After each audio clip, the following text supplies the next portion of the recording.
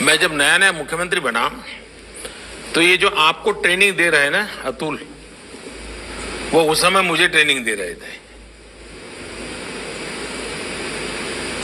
और मैं उनके अंडर में ट्रेन हुआ हूं, क्योंकि वो मेरे सिक्योरिटी इंचार्ज थे, सीएम सिक्योरिटी के।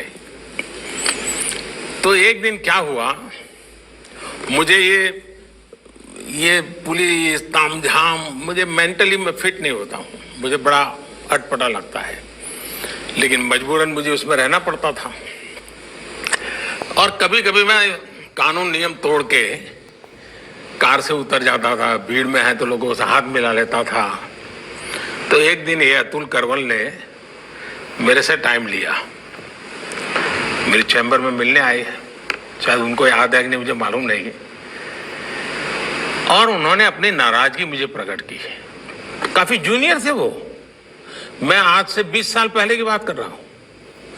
उन्होंने अपने मुख्यमंत्री के सामने आंख में आंख मिला करके अपनी नाराजगी व्यक्त की। उन्होंने कहा, साहब आप ऐसे नहीं जा सकते, कार में से आप अपनी मर्जी से नहीं उतर सकते, आप ऐसे भीड़ में नहीं जा सकते।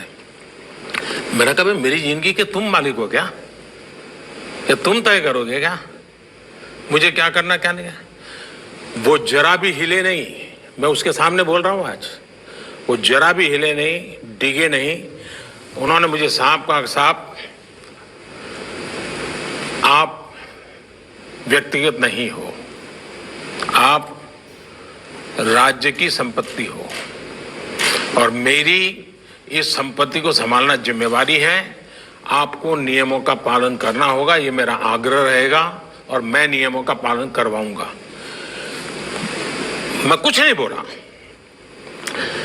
लोकतंत्र का सम्मान भी था, जनप्रतिनिधि का सम्मान भी था, लेकिन अपनी ड्यूटी के संबंध में बहुत ही पोलाइट वर्ड में अपनी बात बताने का तरीका भी था। मेरे जीवन के वो बिल्कुल शुरुआती कालखंड थे मुख्यमंत्री के नाते। वो घटना आज भी मेरे मन पर स्थिर क्यों है? क्योंकि एक पुलिस अफसर ने जिस तरीके से और जिस दृढ़ता से और लोकतंत्र में जनप्रतिनिधि के महत्व को समझते हुए बात रखी थी, मैं मानता हूं हर पुलिस का जवान ये काम कर सकता है, हर कोई कर सकता है। हमें इन बातों को देखना होगा। सर 1 मिनट अगर हो तो मैं कुछ कहना चाहूंगा। सर आपने उस वाकये की याद की। सर मुझे वो उस समय बहुत डर लग रहा था कि बहुत डांट पड़ेगी मुझे लेकिन आपकी समझ, आपका बड़प्पन कि आपने उसको इतनी उदारता से लिया, और मैंने उन समय में आपके साथ जो समय गुजरा सर, उस समय बहुत कुछ सीखा। छोटे छोटे आदमी की, अदने से अदने आदमी की कैसे कदर करनी है, कैसे ध्यान रखना है, मैंने देखा और सीखा। मैं बहुत तहे दिल से शुक्रगुजार हूं सर कि आपने इतना समय हमको दिया।